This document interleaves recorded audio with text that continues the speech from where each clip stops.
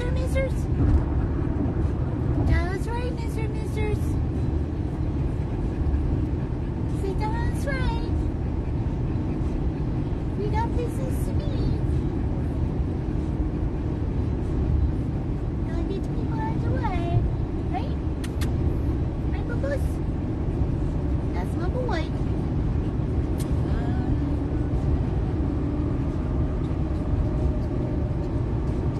That's a good boy back there? Is that my good boy back there?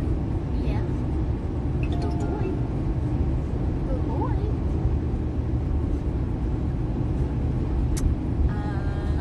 Okay, good morning. Good morning. It is Friday. This is Tiffany and Mario, 100 plus. And it has been 3 weeks since I've seen you guys. But here we are on our way to Southeast Veterinary Neurology with Mario. He is on his way. Excuse me, Mister. Nosy pants. Thank you. He's on his way to his 62nd Cytosar infusion treatment. Can you sit properly? Can you sit properly, please? Thank you. Thank you. Good boy. That's my good boy. He is on his way to his 62nd Cytosar infusion treatment. I cannot believe we are at 62. I cannot believe we are over 3.5 years into this treatment and into having this boy in our lives. If you've followed him from the beginning, you know his story. If you have not followed him from the beginning, he was not supposed to be here right now. When he was diagnosed after he was surrendered to us by his previous owner, he was blind. He was very wobbly on his feet. We got him in within 24 hours to the neurologist to have an MRI and a spinal tap done, and we got the horrific diagnosis that Mario was terminal, that he had a condition called autoimmune, MUE, which is meningitis encephalitis. It actually, that's the short version of it. The name is much longer, but that's the gist of it. It is basically like he has meningitis and encephalitis, which is autoimmune in him. Sometimes it can be bacterial, which means it can be treated. His is autoimmune, which means it cannot be cured. It can only be managed. It was so far along that he developed another condition called optic neuritis, which is when the disease destroys the optic nerves. So he cannot see out of one of his eyes. He has been to the eye specialist. They did confirm it. The optic nerve is completely destroyed in his left eye, so he cannot see out of that eye at all. But we were able to get him started on treatment that day, right after he came out of the MRI. We started him on treatment, and due to us being so quick acting, he did regain sight in his right eye. We don't know the extent of the sight. We don't know if he's got great vision, if he's colorblind, if he's got cloudy vision. That the eye specialist can't tell us, but I can tell you that he has no issues whatsoever unless it is dark. If it is nighttime and it is dark, he's a little hesitant, and he will bump into things from time to time. But not really walking around freely in the dark, so it's not an issue. So we started his treatment immediately that day. That day we started with the most aggressive option that they had, which was a 24-hour infusion. So we hooked him up, and he was there for 24 hours to really get the infusion started and working. The way it works is they do it slowly over time as the bone marrow is actually making the cells and the blood, and then it attacks them as it's making it, so it has a better option. When you do it in the 24-hour, you get the best bang for your buck, basically. The other option they told us at that time, which was over 3.5 years ago now, was 2 shots where you'd come in the morning, he'd get a shot, they'd monitor him for a little bit, he'd go home, you'd have to bring him back the following morning, he'd get another shot, and then they'd monitor him and he'd go home. They didn't think that would be as effective, and because he had already gone so long without treatment, we didn't want to do that option. We wanted to get him as well as we could, as fast as we could, to stop the progression of the disease. So we went with the third option, which was the 8-hour infusion. So for 3 years, almost 3.5 years, he would go up every 3 weeks. He'd get hooked up to IVs. He would stay there for 8 hours while they did a slow infusion over the 8-hour period. The last 4 times that he has gone up there, we have tried it in a new way. There are advances in medicine and procedure every day, and apparently there is a new way of doing it, which the neurologist and his resident called me on and explained to me that they thought this would be a better option for him for several reasons, but the biggest reason being that because he's had to have these IVs in his arms for over 3 years, he was developing quite a lot of scar tissue, and it was very hard for the nurses to get the IVs into him on his treatment days, and they did not want to damage his vascular system anymore, because God forbid down the road something happens, he gets sick, he needs surgery, something along those lines, and he needs to be hospitalized. We want the doctors to be able to get an IV line in him as soon as possible in that situation, when it's a life or death situation. So they didn't want to do any more damage, which I completely understood and agreed with. And they said not only that, but this other way is much easier on him. It's not as involved, it is not as long, and it's just much easier on him. So I told him we'd try it. If I noticed any differences in him after this way, that we would have to go back to the other way and just have to find a way. But he's had this now 4 times, and he's been great. He had a little slight hiccup the last time because I do believe he had the start of an inner ear infection happening again, which unfortunately is nothing that you can see without an MRI or an X-ray, because it is behind the eardrum. But because he has a history of it, which he had way back in the beginning, which caused the head tilt that he has, and it actually caused paralysis on the right side of his face, I'm a little bit sensitive to slight differences in him because of that happening years ago. So I noticed a couple of things I didn't like. So when he went last time, I asked them about it. They said he could potentially have the start of an ear infection. So we started him immediately on antibiotics, and he's been on those for 3 weeks.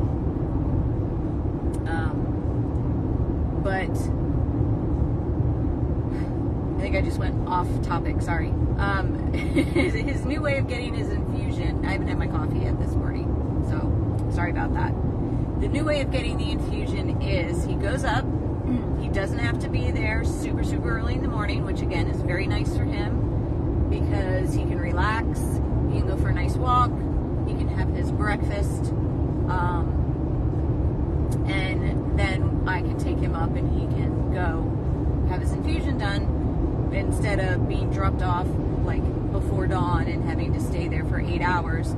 I will do this. I will drop him off. They will examine him. They will make sure all his vitals are good to go. And then what they do now is they give him a sub-Q injection of the Cytosar. Works just like sub-Q fluids. If you have a dog or a cat who's ever had to have sub-Q fluids, same concept, except this does have the Cytosar in it. They'll give him a sub-Q shot. They'll wait about an hour or so, make sure everything's good. They'll give him a second, repeat the process, give him a third, repeat the process, give him a fourth, and then he can go home. So usually I'll drop him off. It's about 9 o'clock now. I will drop him off. They'll get him started, and at around 2 o'clock, they're usually calling me to tell me he's ready to go home at 4, which for him is amazing. It basically cuts his day in half from what it was when he had to have his treatments the other way. And it's less invasive, so his legs don't bother him. He's not licking his feet all night when he gets home, because if you've ever had IV fluids or an IV catheter in your arm, you know it makes your arm cold, it's sore, it gets swollen sometimes. So the same thing happens with dogs. So I'm sure it was not causing pain, but uncomfortable for him after his treatments. So now he doesn't have to deal with any of that. He is super happy when I go pick him up at 4 o'clock. He comes running out of the back. He can't wait to go home. And then he's got the rest of his night to have his dinner, to relax, to play with his brothers if he wants. And it's just an all-around better option for him. And because I have not noticed any differences in his normal day-to-day activities or movements, other than the little things that I believe was caused by an inner ear infection that we got him on antibiotics for, but anything else, so like his normal, his eating, the way he eats, his walking, how he walks, his placement of his legs, his movements, all of that has been good since we changed this over. So I believe it is not a detriment to him. I believe that it is doing what it is supposed to do, even though it's being done a different way. So very, very happy about that, because it is much, much easier on him. And because it is a necessity to keep him here, the easier on him, the better, as long as it is working. And it is working. So that was my very long-winded response for anybody who did not know Mario's story or what he's been going through. I am not as active on the page anymore because I no longer actually work at the rescue. I'm still part of the rescue, still on the board, just not at the rescue. So I know there might be some new people who were not really familiar with Mario because I'm not doing videos of him up at the rescue house and talking about him as much. So I just wanted to give the background in case there was anybody new watching that did not know Mario and his story and why we do this every 3 weeks for him. But excuse me. I do, of course, as always, I am going to ask for donations for Mario, for his treatment today, for his ongoing treatment, for his ongoing medications. It is costly. And we had no idea he'd still be here at over 3.5 years. Honestly, like I said, when he had his diagnosis, it was a terminal diagnosis. It's still a terminal diagnosis. There is no cure. There is only medical management. So he did come to me as a hospice foster. We did try to find him a home in the beginning, but it's very hard to try to find a dog a home when you know that their time is limited and you know that they have heavy medical, and that it's time consuming. It's very hard on people. I've been driving him up to Boynton, every single 3 weeks for over 3.5 years. So it was kind of hard to find somebody willing to take that on in the beginning. So he was already in my house as a foster while we were searching for a home. And it just got to the point where it was like, you know what? Nobody's really coming forward for him. He's very happy in my home. He is bonded with my other dogs, my boy Cloud, who you know, and Gunner, and my other forever foster, Mommy Tanya, who was a feral girl that we rescued years ago. So we just decided I would keep him as my forever hospice baby. He only had 2 years. That is what we were told. If all went well, we'd be lucky if he saw 2 years with me.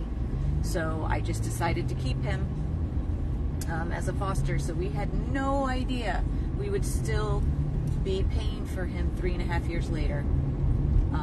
And we are not upset about that. Let me tell you that. I'm not upset about that at all. This boy loves his life. He is happy-go-lucky. He is silly. He is goofy. He is bossy. And he is an amazing, amazing dog that deserves every chance we can give him at a good life, since he was dealt such a poor hand. So it is costly to give that to him, which is why I jump on every 3 weeks and ask you guys and beg you guys to donate for his treatments to help keep him here with us. So I do have the donate button on this video. I have all the Cash App, the Venmo, and our mailing address as well. So we just pulled in. I've got to get him inside, get him started. Thank you for listening to me ramble on this Friday morning and talk about this little guy who I love with every inch of my being. And thank you all very much for continuing to love him like I do and support him by donating and praying and just being there for us. So I will update you when I pick him up later. Thank you again so very much. This is Tiffany with Mario, 100 Plus Abandoned Dogs of Everglades, Florida.